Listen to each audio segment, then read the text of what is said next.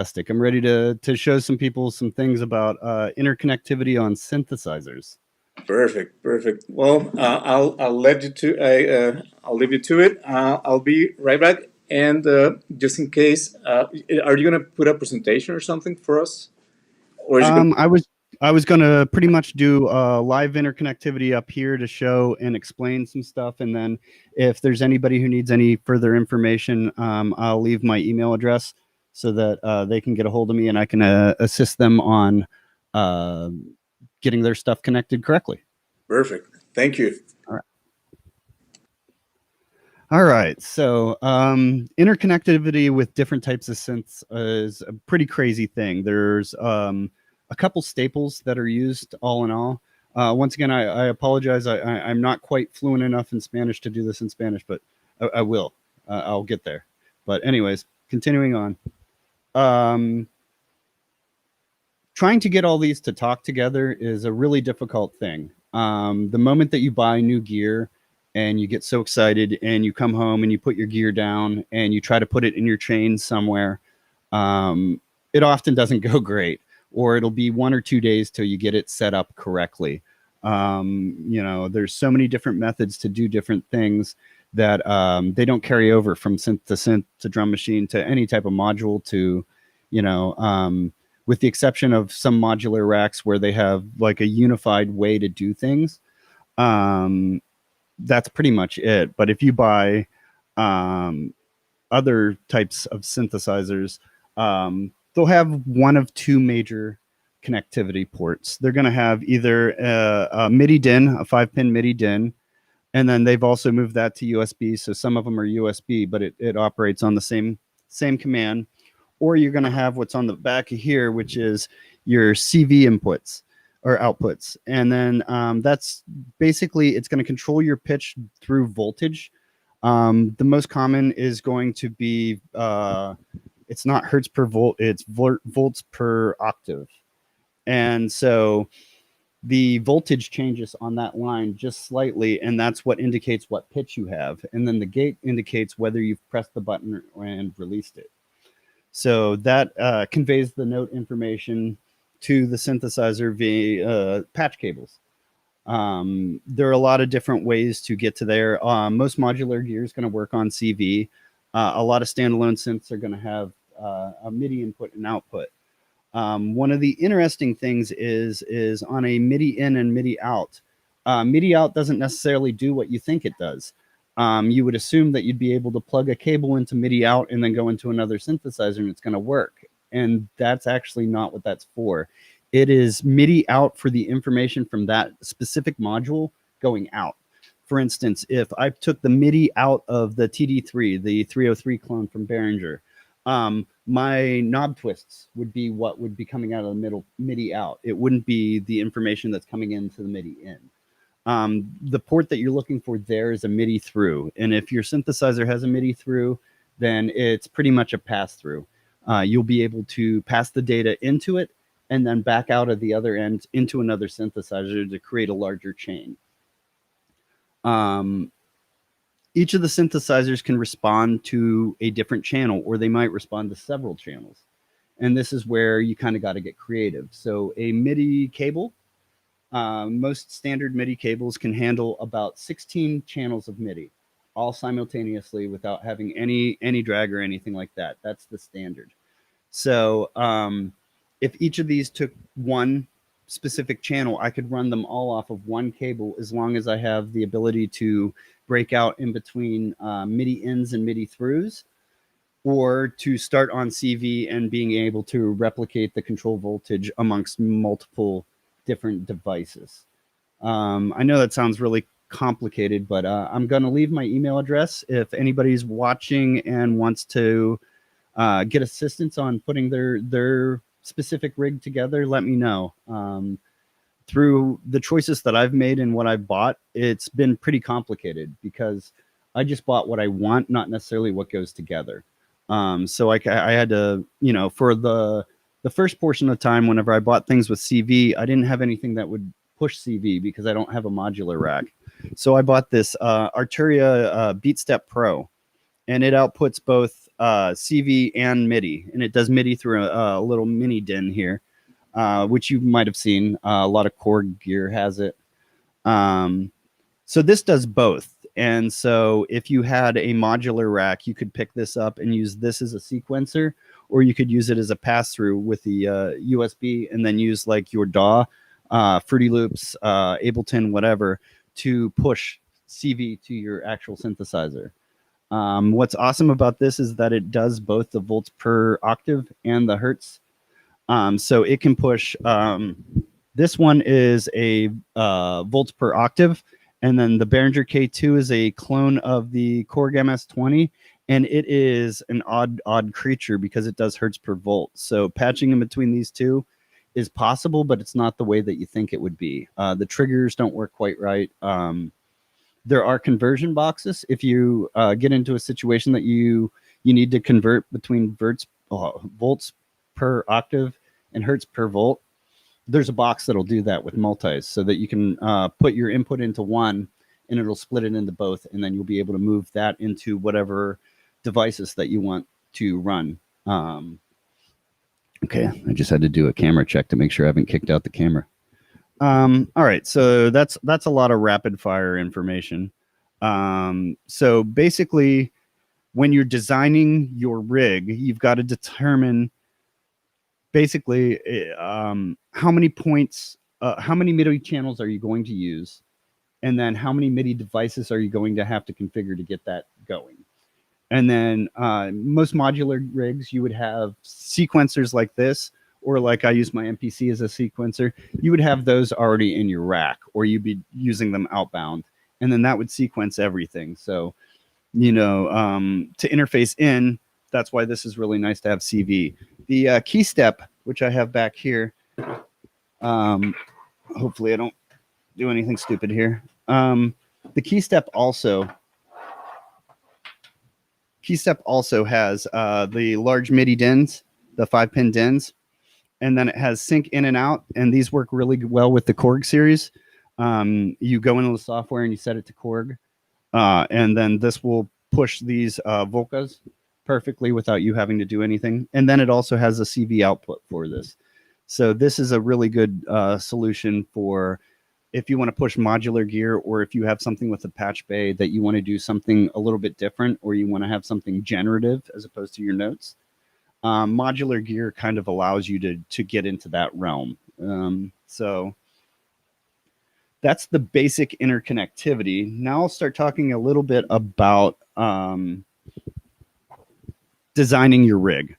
So the most recent, for my specific rig here, the most recent, or 2 updates ago for the MPC, they listened to us about MIDI output.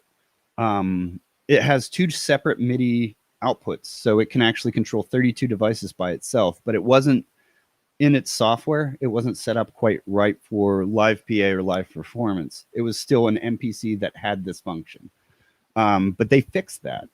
So now I use it pretty much as my everything. This is my brain in my studio, and then I do my production and mastering over here in the Ableton land.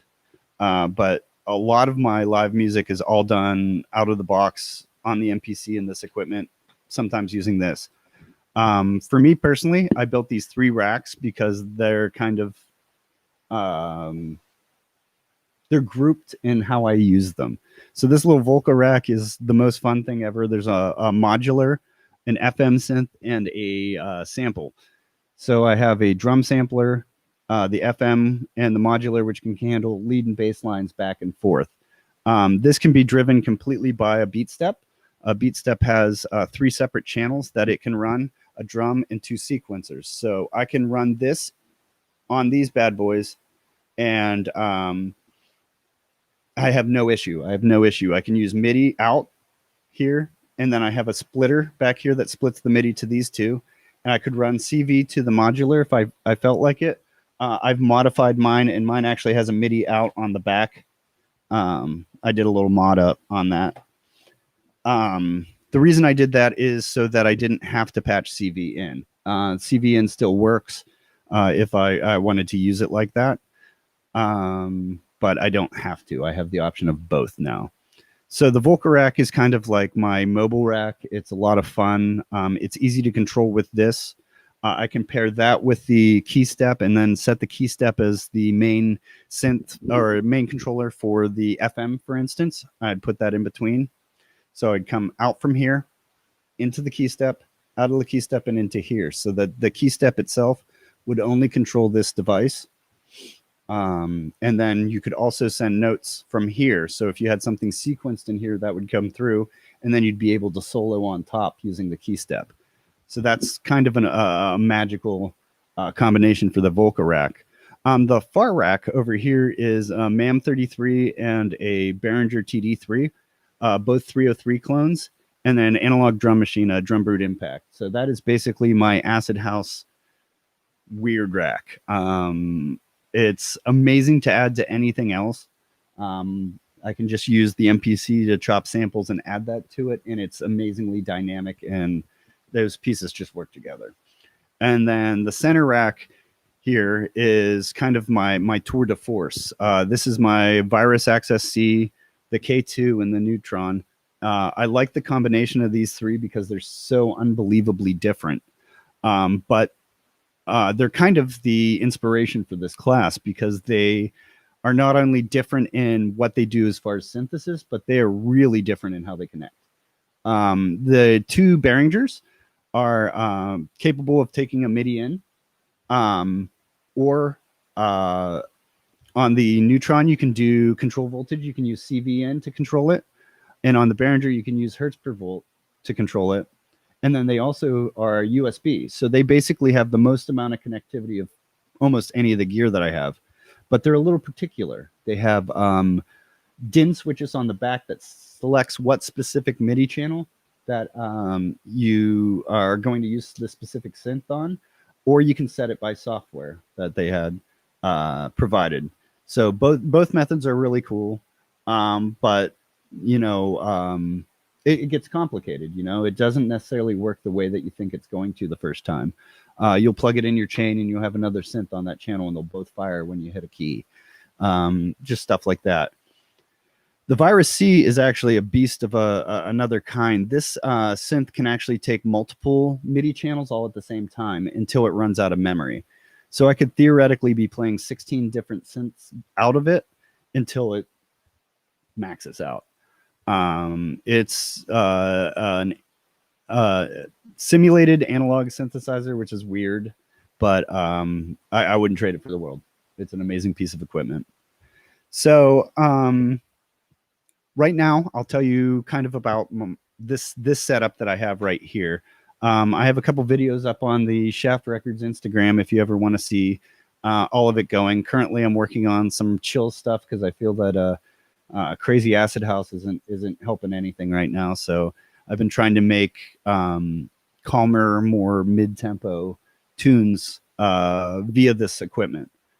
Here, let me just make sure that we're all good here. Oh, we're good. All right. Okay, so what I have set up here is I actually have each of these run to one channel a piece on each of these via MIDI cables. And I did it through the in-out method with the through that I had talked about. So the MIDI cable comes out of here and it comes back to, let me grab this thing for you. Or drop a bunch of stuff. That's okay too. I can't get to it. So there's a splitter box back here that is a one MIDI in and 4 MIDI out. These splitter boxes are they're around $40 to $70. There is an actual reason for them. They're not just the MIDI cables connected like a Y cable inside these boxes. They have a chip on them called an Opto Isolator. And then if you wanted to make your own through box, you can, but you're going to need to purchase these Opto Isolators. What they do is they transmit the signal, the MIDI data across without electricity. They do it optically across the lines of this little chip. And the reason they do this is it cleans up any noise that was on the line. Because a lot of old synths are kind of noisy.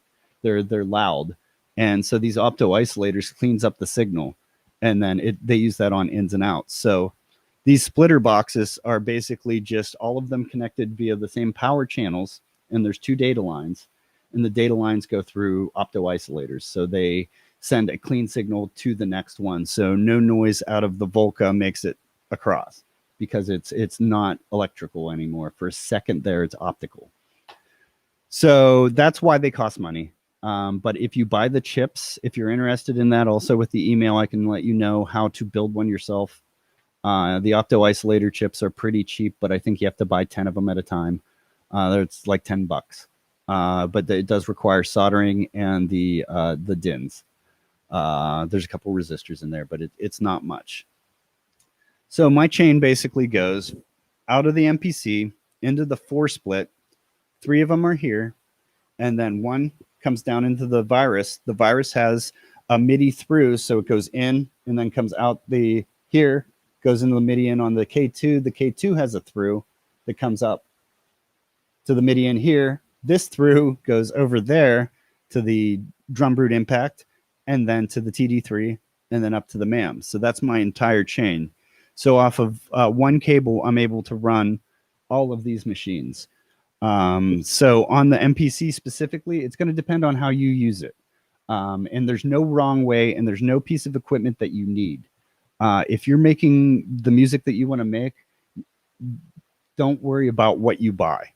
That's a trap. Some people become collectors here, and they're not about making the music. And it's really honestly about making the cool sounds that you want to make that you haven't heard, breaking new ground and stuff like that. A lot of people do just acquire things, but yeah. So I chose the MPC Live. I really, really like it now that it has this update. So what I have set up here is in the track, I have all my different synthesizers set up on each track, and then I can play them all. Oh, I didn't turn on the mixer. I did.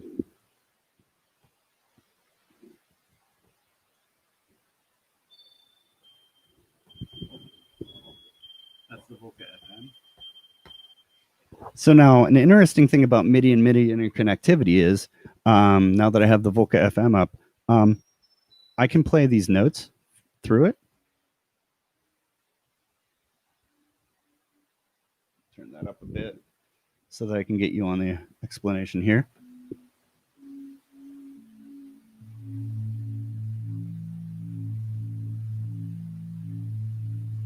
So a nice, real pretty pad here. What's cool about different synths and how they receive MIDI is that this right here, I'm going on MIDI channel 16 to get to this guy. What it also can take is a program change. So every synthesizer isn't going to be able to do this, but once you get it plugged in and you get it into your specific situation, program change can be something that's just a lifesaver for synths and drum machines that have patches that you're using. For instance, like the Virus or the FM. They're not an analog machine where you have to have the knobs at a specific place. So they can have the availability of having presets.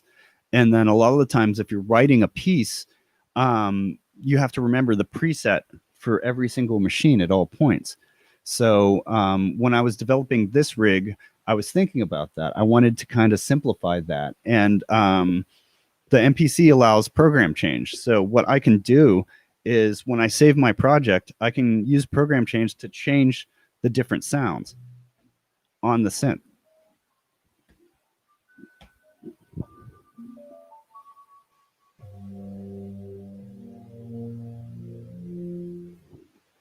What's awesome about that is, say I have a project, I don't need to remember what synth I was using that specific project. I just change it on the MPC, and then it sends that data to the specific synth. So I don't have to remember the patch for that. Modulars and other analog gear, you totally have to have a decent memory of what you had programmed in there, knobs and patches, to get the same sound. So, often for me, I use the neutron more for chaos than melodic content. I'll usually start melodic. I'll start with a very mild patch, and then I'll start patching it and making it do weird things. And then it will eventually just become noise, and then I continue on.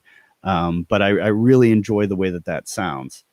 So let me see here. So there's the Volca modular, or the Volca sample. So it maps through all of them, even ones that aren't even there. There's the drum brute.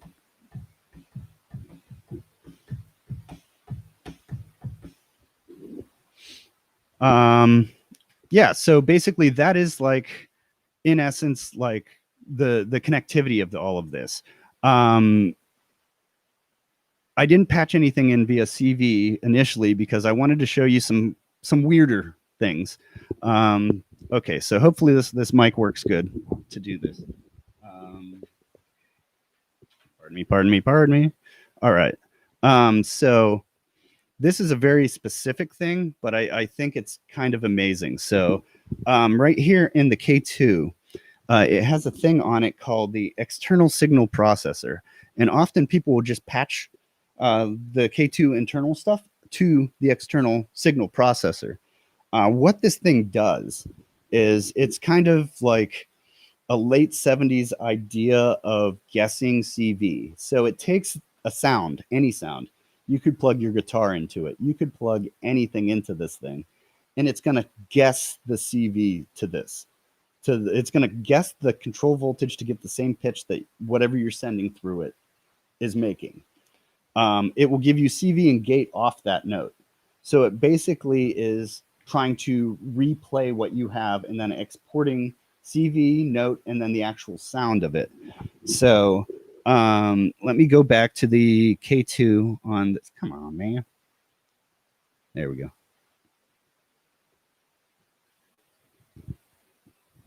Okay, so here's the K2 making its weird sounds. I'm going to turn that up.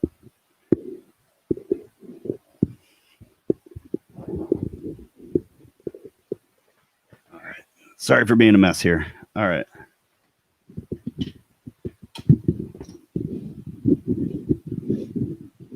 Okay. Hopefully you can still hear me. All right.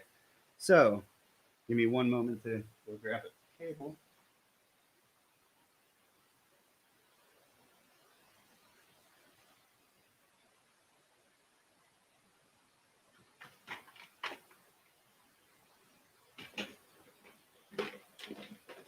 All right, now for some madness. So, hopefully you can still hear me. I'm going to plug my guitar directly into the K2 and not use this to trigger it. And this is just to show you that anything, including an Arduino, Raspberry Pi, anything that can control voltage, you can use on CV. Of course, you want to be very careful not to damage your equipment, but if you're into experimental music, what could be more experimental than this? So I'm going to plug my guitar straight into the signal in, and if you see whenever I play a note, it lights up over here. Now you don't hear any sounds because it's an external signal processor and I don't have it patched. So I'm going to grab a couple of these bad boys, and what I'm going to do is I'm going to take the CV out of this, and I'm going to patch it in up here into the CV, because CV is CV, up here. So in.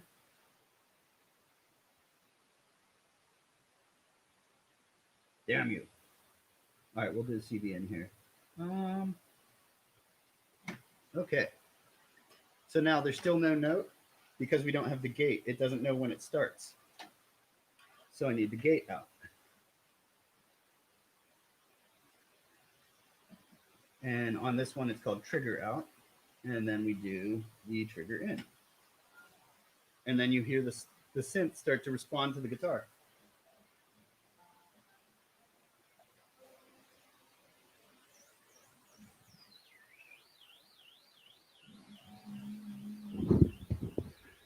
Okay, so hopefully you can hear this, but this is beyond kind of a weird thing. So I'm going to put the mic towards the speaker, and then I'm going to just play some stuff on the guitar and show you the weirdness of this CV patch. All right.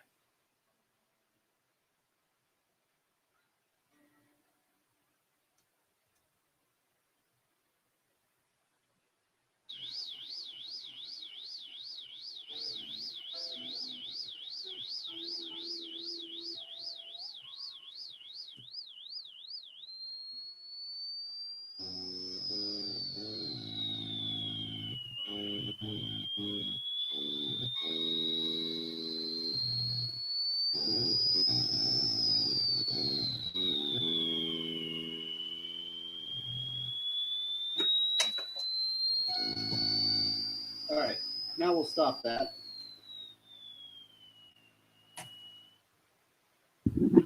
Okay, that's enough of that noise. So that's a different way to connect. Don't fall, don't fall.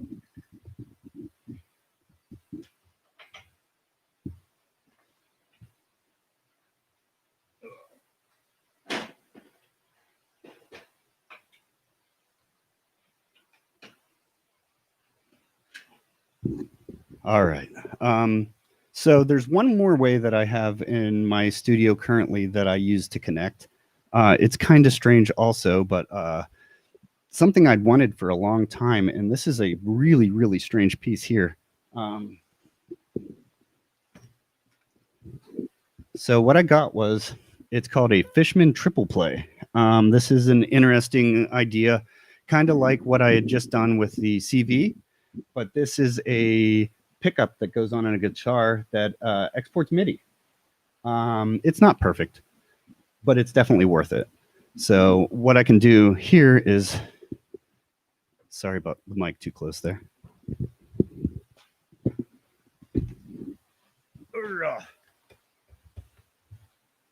It's more of a physical show this time. All right, so turn this bad boy on.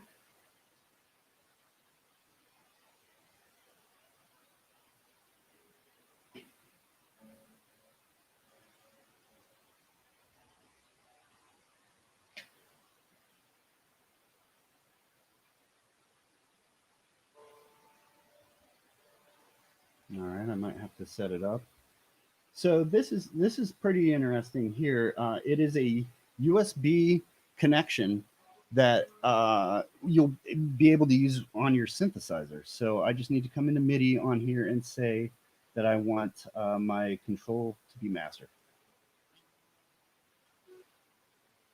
And I want to control.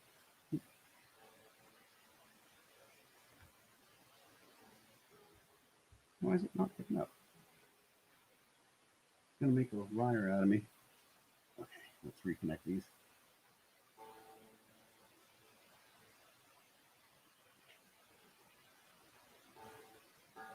Well, damn.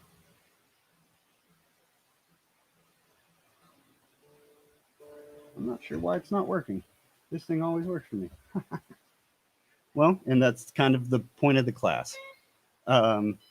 It often doesn't work right, and especially if you get weird equipment. I very rarely had MIDI fail on me, but this new toy, maybe it's not charged enough. I don't know. I'm really unsure what happened there, but so we'll just stop that.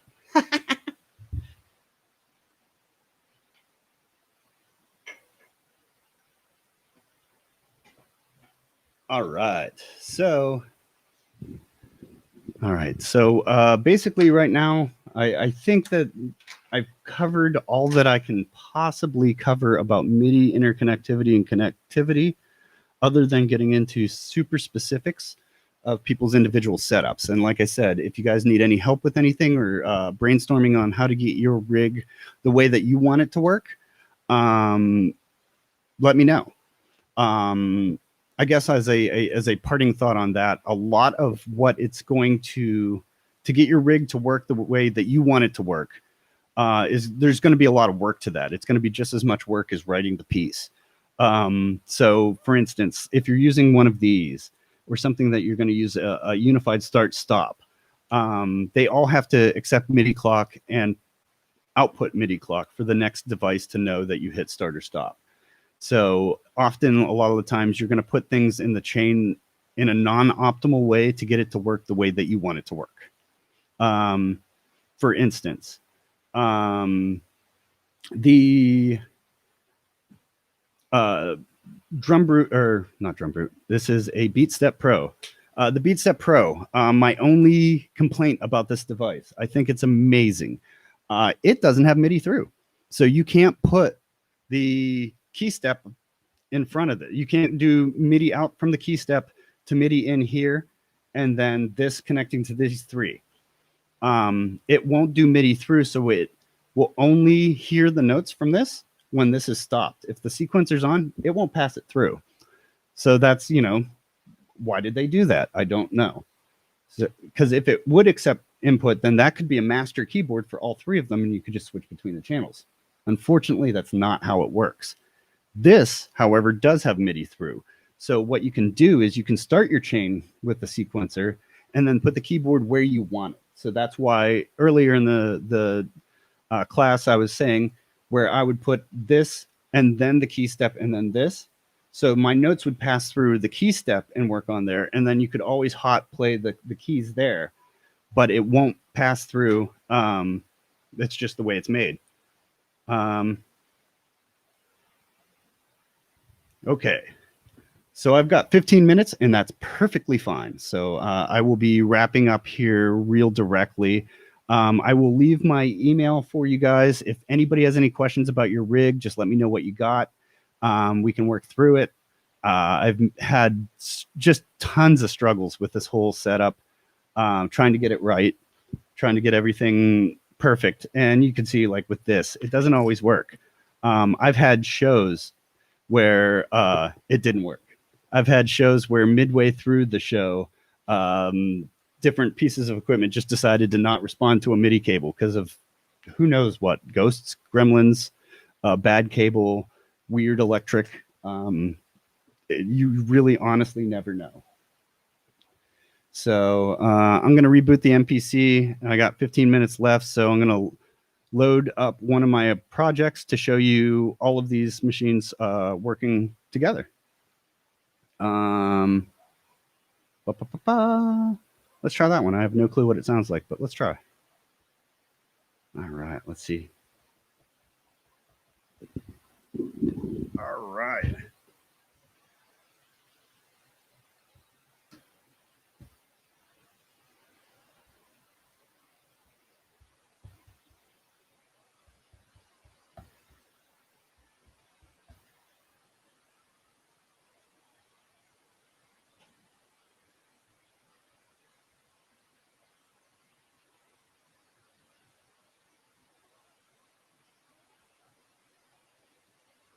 All right.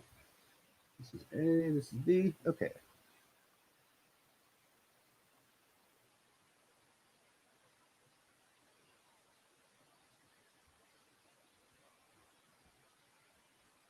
There we go. All right, so we'll turn the mic towards the thing, and then we'll just run out time showing you all these guys working, and I'll make a little music. All right, so I'm gonna put this towards the speaker because I think that's the only way to make this work. And let's go.